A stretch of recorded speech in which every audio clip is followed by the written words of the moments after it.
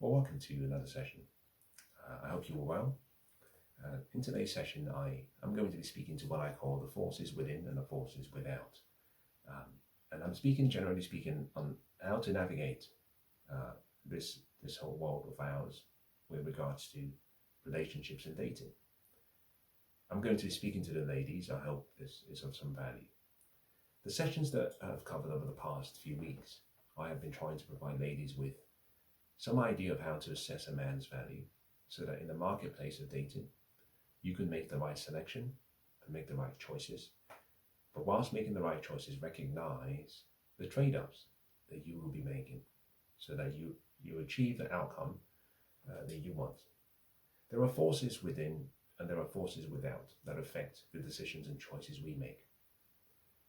In the West, most of the forces have been more sociological.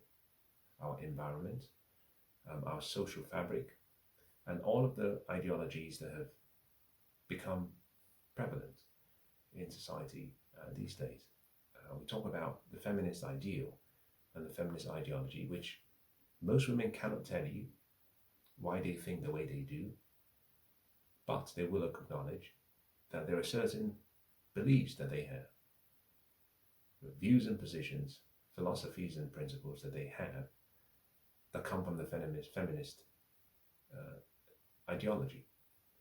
That has created a world in the West where women are not really sure what they should be doing. Most women are not happy. Most women, for whatever reason, we have women who are on the highest, since history began, the highest level of psychiatric medication. The average age has been declining. Women who are 40 years or 45 years and below, we have seen an increase from age 16, 17, even going as far as 14, of people on medication. For whatever reason, on a social level, we're doing things really poorly.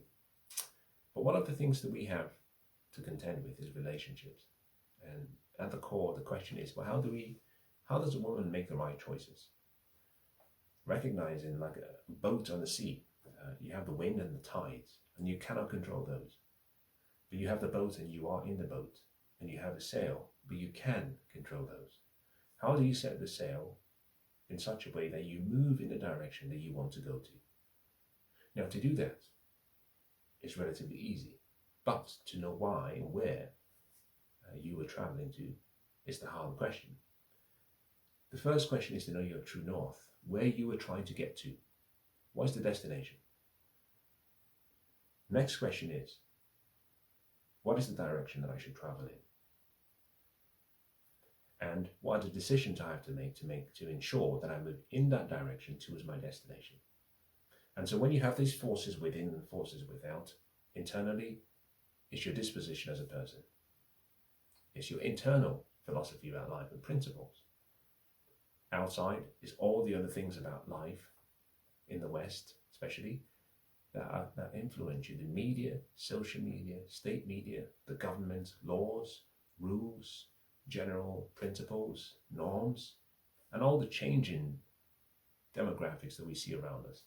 So the key question for a woman, therefore, is how does she navigate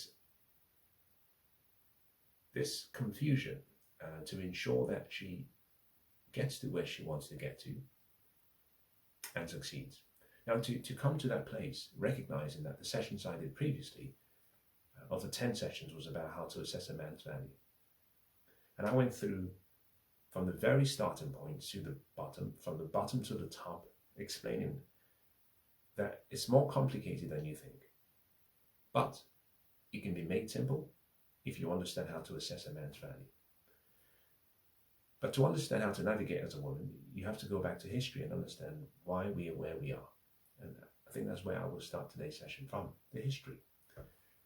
If we go back in time, and let's say pre the First and the Second World Wars, if you look at the Silent Generation and the Great Generation before, what you find is that these two generations were dependent on each other. And there were roles we played in society.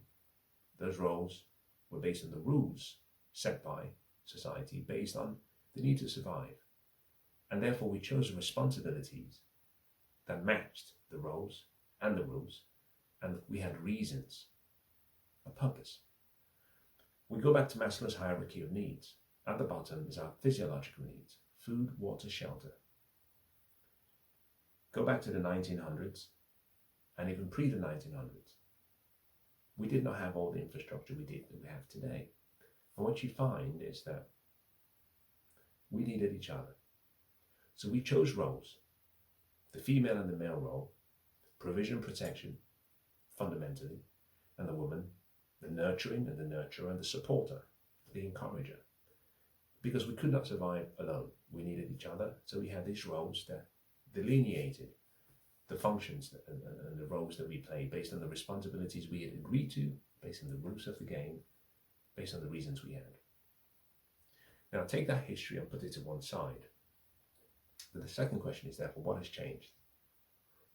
Why is it different today? Well, in part, we saw the emancipation of women from the turn of the century. And a lot of that came also in the 1970s, where women were allowed to express themselves as they should. And they were allowed to be free to make choices as they should as human beings. And they were not burdened, they were not restricted, they had choices. But those choices came with trade-offs and constraints. The man's role at the time was provision and protection, fundamentally. The woman's role was nurturing and supporter. As part of the emancipation, women were allowed and invited into the workforce to do whatever they wanted. So women started, in addition to the ability to nurture and support, started providing for themselves. We created a society where it was safe in the West, so we did not need protection like we did in the past. Now that created a dilemma. Women were free and they became independent of their men. Men were free, but they remained dependent on their women. If you look to the modern West, and a lot of the issues we have about dating and choosing the right partner and finding success in our relationships is partly as a result of not being able, or our inability to find the right pair to ensure we make it from one place of life to another. We have trivialized relationships and marriage so much so that we're using theories when we already have a proven system that works. There is a trade-off between a traditional approach to relationships and a modern approach to relationships. One works based on history. The other is still a theory. In the 30, 40 years of the experiment, we have seen failure after failure after failure. Now, I can go through a lot of them, but I don't think it's necessary.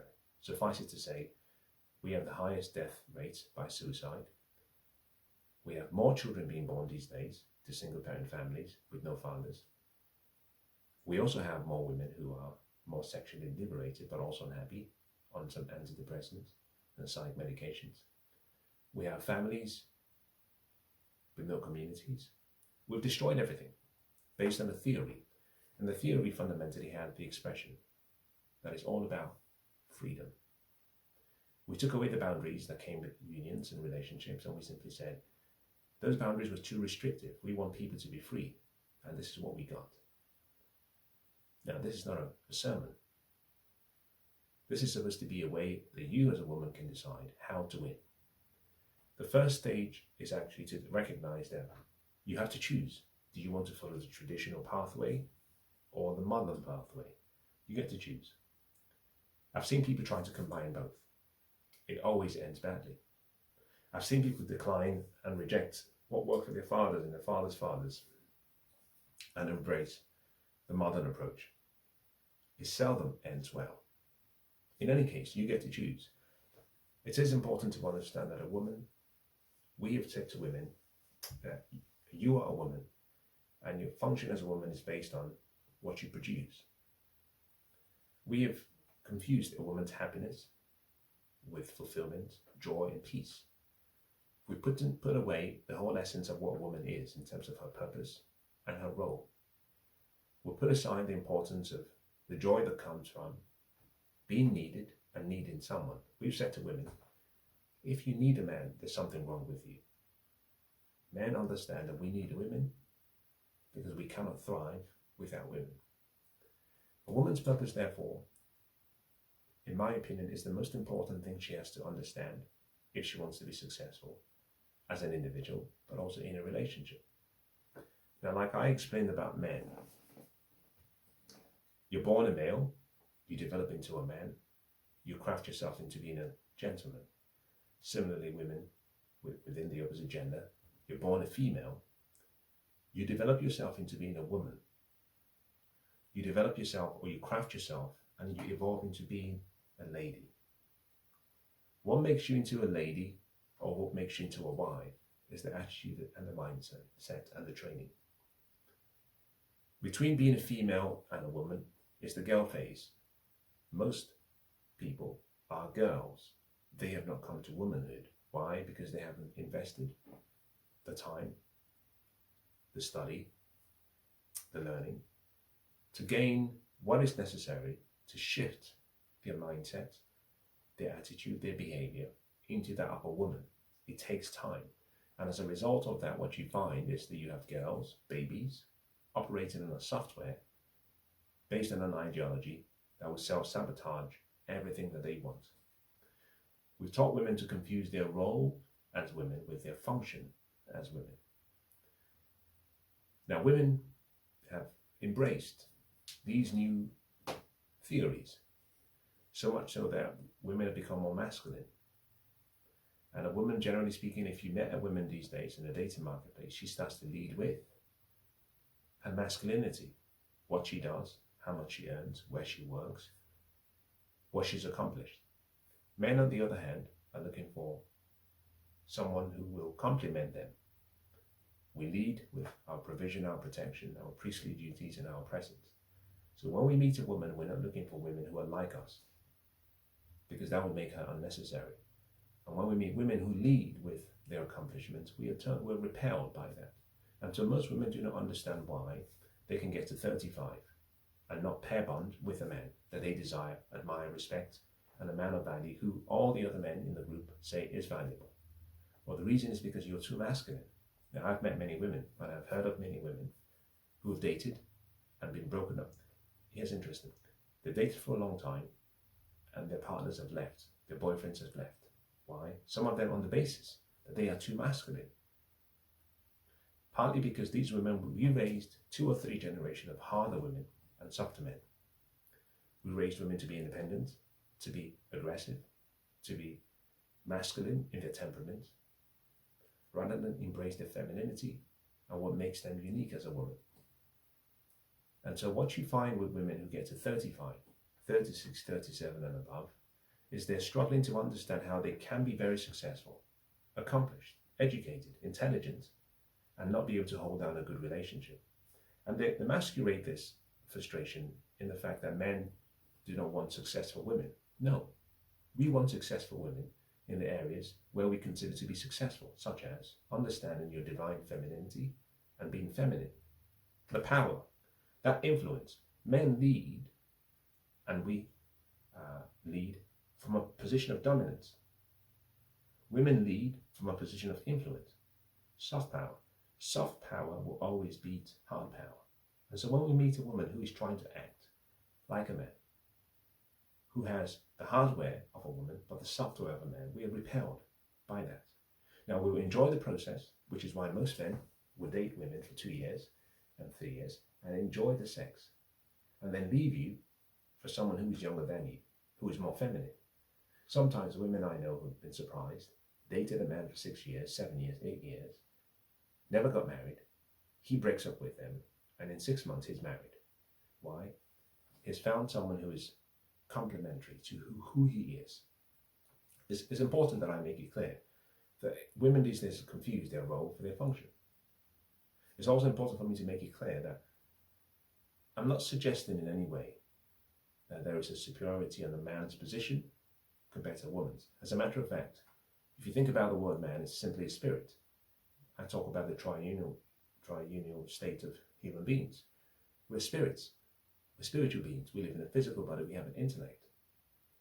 On the spiritual plane of consciousness, we are equal. There is just one spirit. On the intellectual plane, we have one mind. We have the same intellectual capabilities. We develop ours differently. Yes, women are more emotional, men are more logical, but in the intellectual plane, willpower, our will, intuition, perception, memory, imagination, we have that in abundance, equal. Where we differ is on the physical side. The physical housing, we have a spirit, come in two packages, a male and a female. The physical packages are different. We're not equal. We have different functions, we have different roles, and it is important for women to understand that what you're looking for is for complementary, talk about shared values and complementary skill sets. You're looking for someone to complement you, not someone to be antagonistic to you. Some women feel you stand your ground and you argue. That the best way is to show you know what you're talking about. But they find it hard to recognize that the same qualities that make you successful in the work world and to go out into the world and thrive, which you need, by the way, also apply and work as anchors to you in relationships. They sabotage you. Why? Because those qualities are masculine qualities. Men, generally speaking, are men who are worth their salt and are looking for masculine partners. They're looking for feminine complements. Therefore, as a man, here is a good advice to women as I close. In choosing a man, recognize and think about what I call the roles that you should be looking for. I've mentioned the four P's: purpose, provision, protection, and priestly duties. We put that aside. He has to have a vision, and he has to be a good teacher.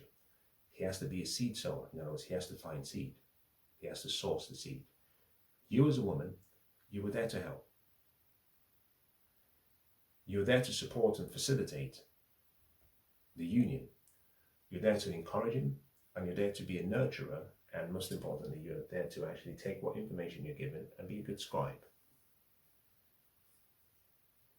Relationships that work are based on submission to a vision, acceptance of a mission, working collaboratively for success.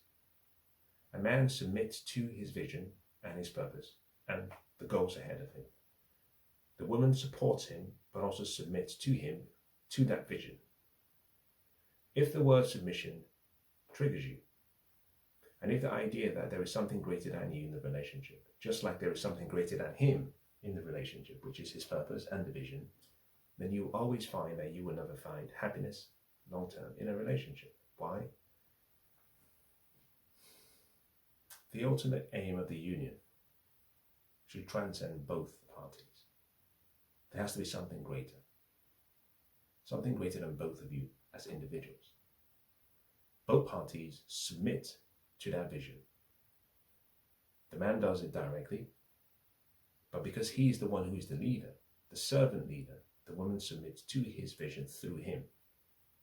Relationships where you get that union, peaceful union, you will find fulfillment, you will find peace, and you will find joy. Now, I hope this has been useful.